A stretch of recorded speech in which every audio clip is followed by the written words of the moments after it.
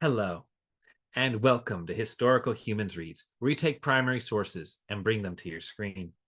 I'm Colum Coleman, and today we are reading from a story of love and repression. So, fittingly, our fare today is a French novel from the turn of the 20th century, written by a Nobel Prize winning author, Andre Gide. It is a tale of self discovery and an early work of gay literature. It is The Immoralist, and it follows a man named Michel as he recounts discovering love for the first time in his life, despite being both married and a father. Today, we will be reading from part one of The Immoralist by Andre Gide. And with that, let's begin. My dear friends, I knew you were faithful. You have answered my summons as quickly as I should have answered yours. And yet 3 years have gone by without your seeing me. May your friendship, which has been so proof against absence, be equally proof against the story I am going to tell you. For it was solely to see you, solely that you might listen to me, that I called upon you so suddenly and made you take this journey to my distant abode. The only help I wish for is this, to talk to you. For I've reached a point in my life beyond which I cannot go. Not from weariness, though, but I can no longer understand things.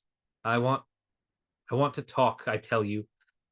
To know how to free oneself is nothing. The arduous thing is to know what to do with one's freedom. Let me speak of myself. I am going to tell you my life simply, without modesty and without pride. More simply than if I were talking to myself. So listen. The last time we saw each other, I remember, was in the neighborhood of Angers, in the little country church in which I was married. There were very few people at my wedding, and the presence of real friends turned this commonplace function into something touching. I felt that others were moved, and that in itself was enough to move me. After we left the church, you joined us at my bride's house for a short meal, at which there was neither noise nor laughter. Then she and I drove away in a hired carriage, according to the custom by which we always have to associate the idea of a wedding with the vision of a railway station. I knew my wife very little and thought, without being much stressed by it, that she knew me no better. I had married her without being in love, largely in order to please my father, who, as he lay dying, felt anxious at leaving me so alone. I loved my father dearly. Engrossed by his last illness, I had thought of nothing else all through that melancholy time but how to make his end easier. So I pledged my life before I knew what the possibilities of life were.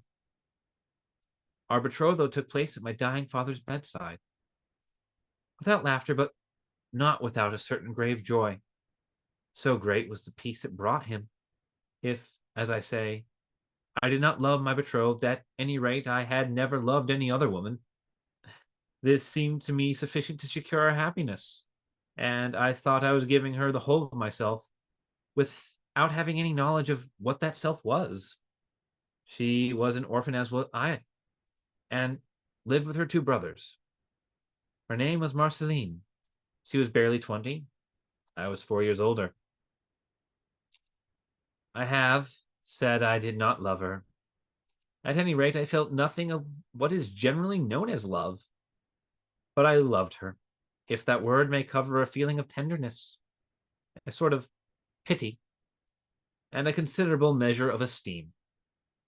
She was a Catholic and I a Protestant, but, thought I, so little of a Protestant. The priest accepted me, I accepted the priest. It all went off without a hitch. My father was what was called an atheist, at least so I suppose, for a kind of invincible shyness, which I imagine he shared, had always made it impossible for me to talk to him about his beliefs. He grave Huguenot teaching which my mother had given me had slowly faded from my mind together with the image of her beauty. You know I was young when I lost her. I did not then suspect how great a hold the early moral lessons of our childhood take on one, nor what marks they leave upon the mind. That kind of austerity for which a taste had been left in me by my mother's way of bringing me up, I now applied wholly to my studies. I was 15 when I lost her. My father took me in hand, looked after me, and introduced me with passionate eagerness.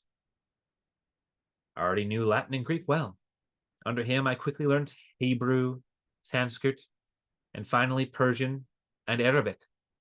When I was about 20, I had been so intensively focused that he actually made me his collaborator.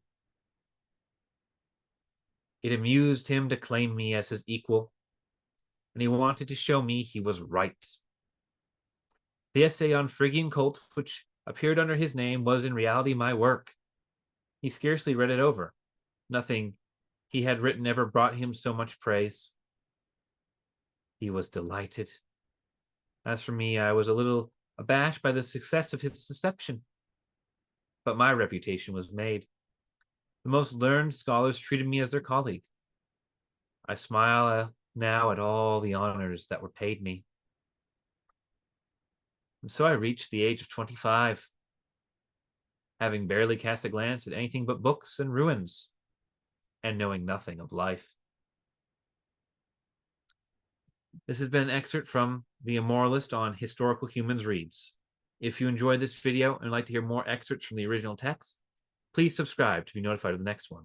If there's a work you would like to hear, be sure to like this video and leave a comment listing it below. As always, thank you for listening.